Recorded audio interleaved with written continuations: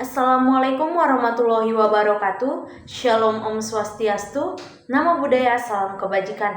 Sebelumnya izin memperkenalkan diri. Perkenalkan, nama saya Bintang Semamora dengan NIM 241111200008 dari Fakultas Kedokteran Gigi Universitas Lambung Mangkurat.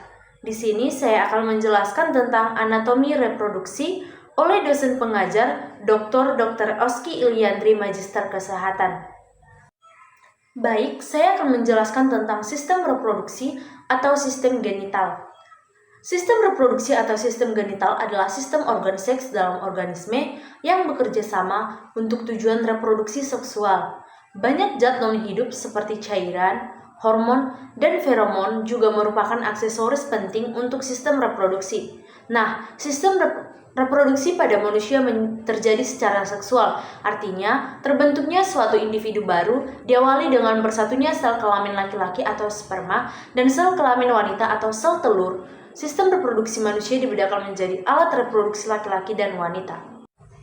Baik, saya akan menjelaskan tentang alat reproduksi laki-laki. Nah, alat reproduksi laki-laki terdiri dari alat kelamin bagian luar dan alat kelamin bagian dalam.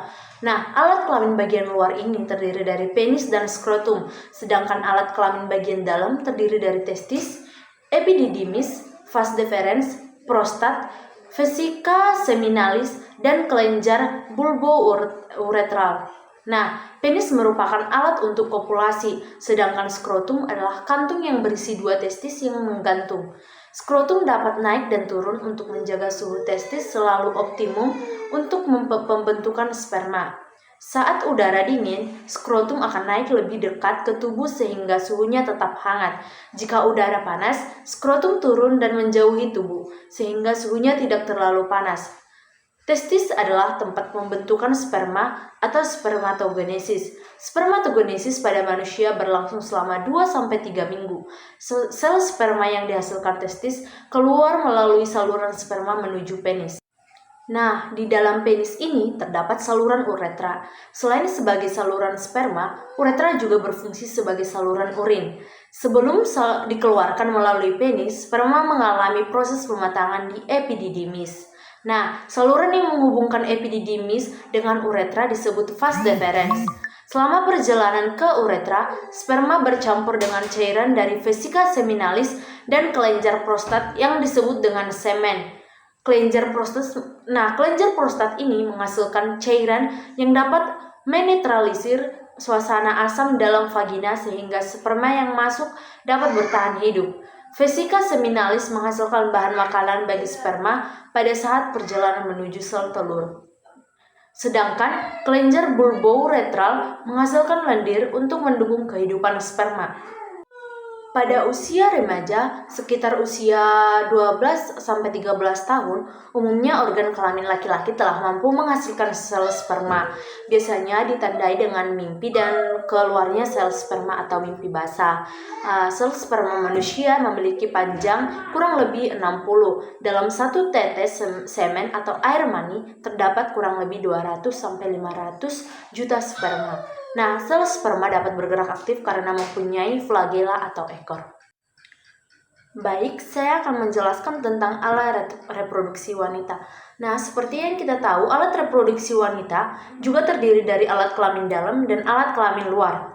Alat kelamin bagian luar terdiri dari lubang vagina, labia mayora, labia minora, mons pubis, dan klitoris. Nah, sedangkan pada alat kelamin bagian dalam terdapat ovarium, tuba fallopi atau oviduk, dan uterus atau rahim.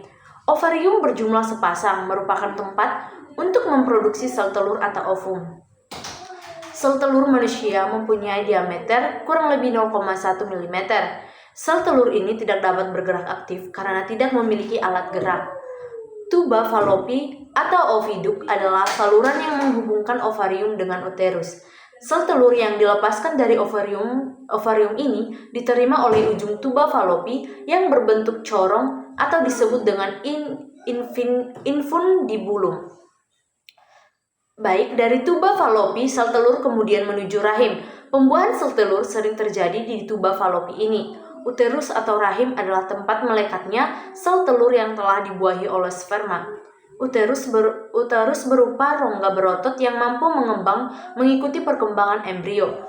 Vagina merupakan saluran akhir dari alat kelamin dalam. Vagina juga menjadi alat kopulasi pada wanita, jalan lahir bayi, waktu melahirkan, dan saluran tempat keluarnya menstruasi. Selanjutnya, saya akan menjelaskan tentang pembuahan dan perkembangan embrio.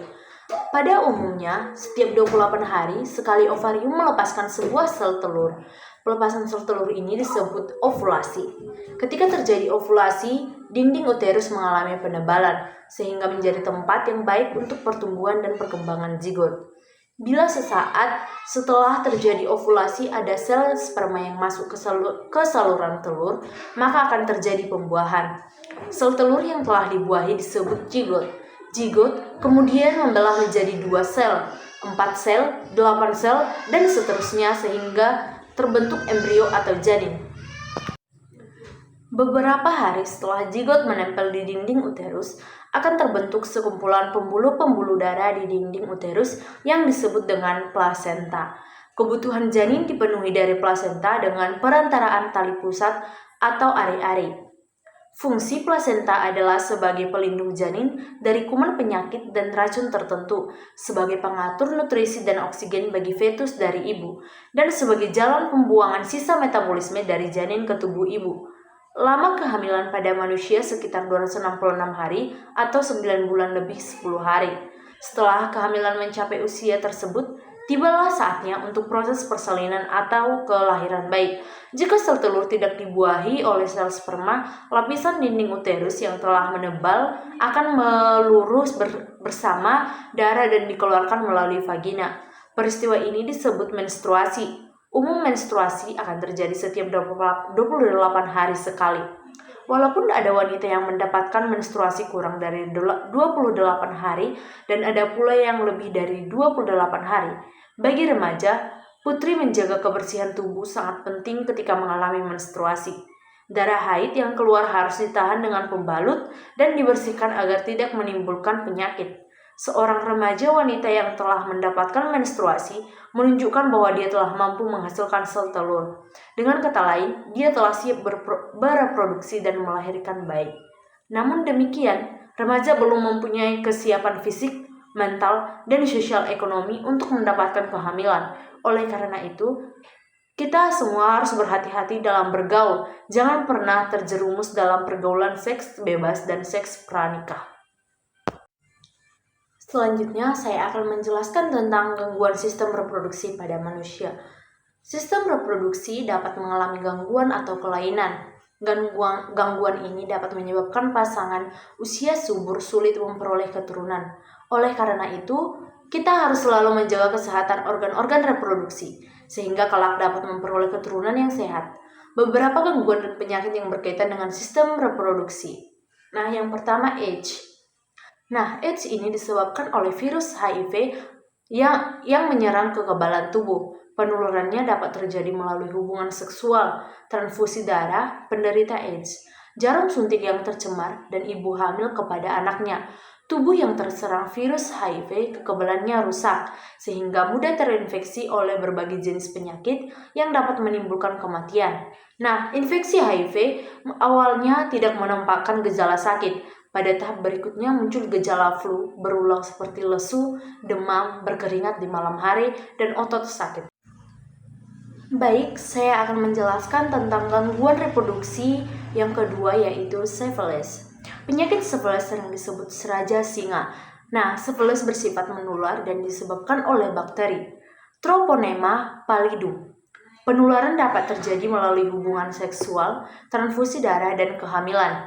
Gejala awalnya timbul bisul pada bagian penis laki-laki atau di rahim wanita. Bisul ini tidak menyebabkan rasa sakit dan dapat sembuh dengan sendirinya.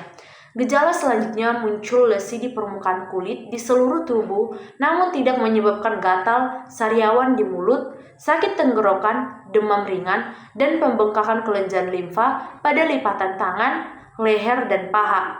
Gejala-gejala ini juga dapat hilang dengan sendirinya.